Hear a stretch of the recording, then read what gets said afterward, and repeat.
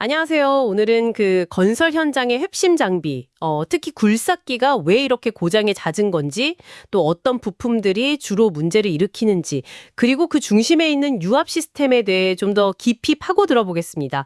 저희가 참고한 자료는 뭐 현장 전문가분들 글이나 정비 기록, 부품 분석 같은 것들인데요.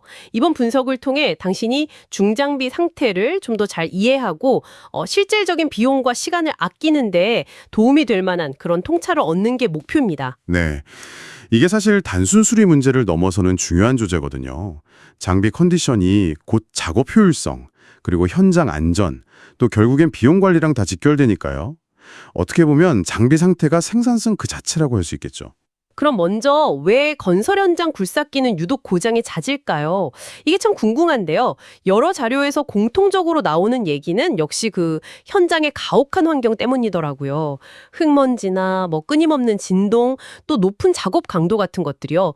이런 게 일반 산업 기계랑은 뭐 비교도 안 될 정도로 부품 마모를 빠르게 진행시킨다는 거죠. 근데 흥미로운 건 대부분 고장이 뭐 장비 자체 결함이라기보다는 소모품 관리 소홀이나 예방 정비 부족에서 시작된다는 거예요.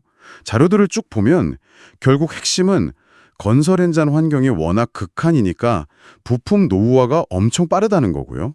그래서 예방 정비는 뭐 선택이 아니라 그냥 필수다 이런 거죠. 결국엔 작은 문제를 그냥 두는 게 예방하는 것보다 훨씬 비싼 대가를 치르게 되는 셈입니다. 예를 들어 유압호스 교체는 뭐 한 몇십만 원이면 되는데 이게 터져서 펌프까지 나가면 수백만 원은 그냥 넘어가거든요. 와, 그 정도 비용 차이면 예방 정비가 당연히 중요할 텐데 실제 현장에서는 왜 그렇게 잘 안 지켜지는 걸까요? 이게 단순히 비용 때문일까요? 아니면 뭐 작업 일정이나 좀 인식 부족 이런 걸까요? 복합적인 문제인 것 같아요. 당장 작업 일정이 급하면 이거 나중에 하지 뭐 이렇게 미루기 쉽잖아요, 현실적으로. 근데 그 나중에가 결국 더 큰 작업 중단이랑 비용으로 돌아온다는 걸 좀 인식하는 게 중요하겠죠. 대표적으로 문제를 자주 일으키는 부품들을 좀 보면요.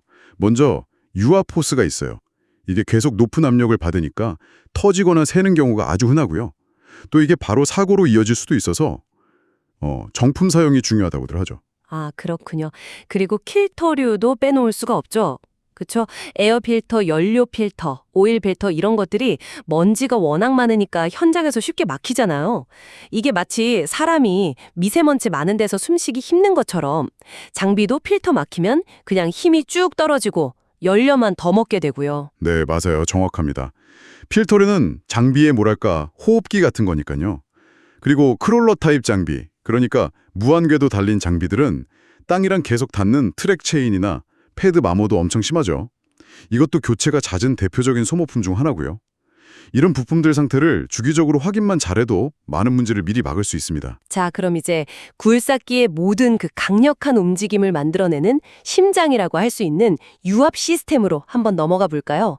자료들을 보니까 압력을 만드는 펌프, 그리고 그 압력으로 실제 움직임을 만드는 실린더, 또 유압류 흐름을 제어하는 컨트롤 밸브, 오일을 저장하는 탱크, 그리고 이 모든 걸 이어주는 호스 같은 것들이 핵심이더라고요. 네, 이 시스템에서 자주 나타나는 고장 증상들을 좀 알아두는 게 중요해요. 예를 들어서 유압류 온도가 막 너무 높다. 그러면 오일이 부족하거나 아니면 라디에이터 같은 냉각 시스템이 막힌다. 의심해 봐야 하고요. 어디서 기름이 샌다. 누유가 보인다. 이러면 실이 낡았거나 연결부가 헐거워졌을 가능성이 크죠. 또 펌프 쪽에서 좀 이상한 소리가 난다. 그럼 내부가 손상됐거나 공기가 들어갔을 수 있고요.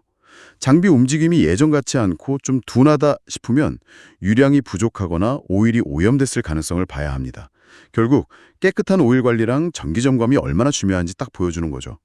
그리고 한 유튜브 영상 보니까 그 센터 조인트라고 굴삭기 위아래 몸체를 연결해서 회전시키는 핵심 부품 있잖아요.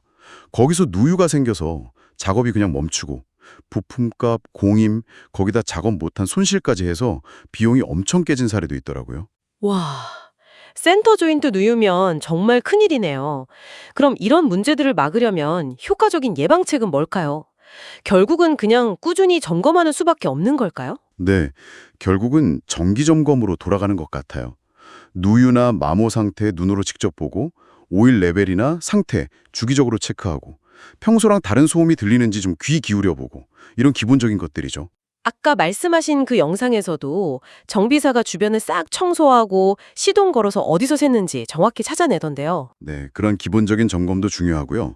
또 한수리 전문가 팁을 보니까 펌프랑 모터 커플링의 동심도, 그러니까 두 축이 얼마나 정확하게 일직선으로 정렬되어 있는지 확인하는 게 장비 수명 연장에 꽤 중요하다고 하더라고요.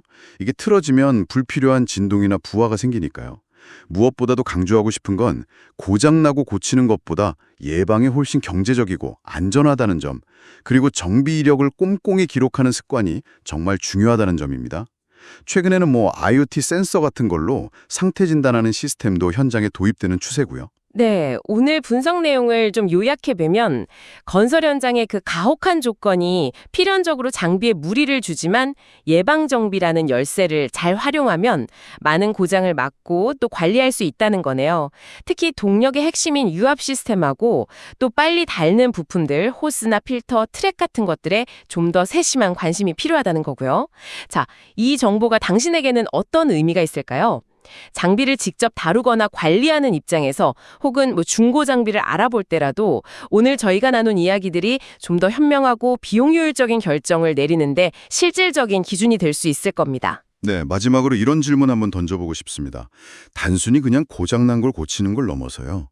이 복잡한 기계가 어떻게 서로 연결돼서 작동하는지, 각 부품이 서로 어떤 영향을 주고받는지 이걸 이해하려고 노력하는 것 자체가 장비를 대하는 당신의 관점을 바꿀 수도 있습니다.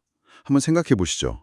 앞으로 큰 고장을 미리 막기 위해서 당신이 정기적으로 실천할 수 있는 가장 작지만 확실한 점검 습관 한 가지는 과연 무엇이 될 수 있을까요?